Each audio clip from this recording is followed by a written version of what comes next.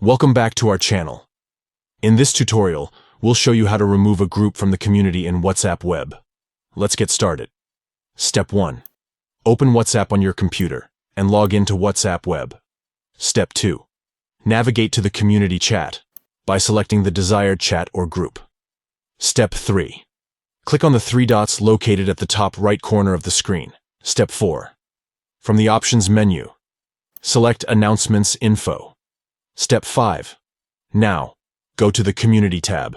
Step 6. Click on Manage Groups. Step 7. Locate the desired group and click the X icon next to its name. Step 8. Confirm the removal by pressing Remove, and there you have it. You have successfully removed a group from the community in WhatsApp Web.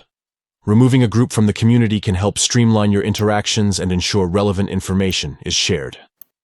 If you found this tutorial helpful, please give it a thumbs up and subscribe to our channel for more WhatsApp Web tips and tricks.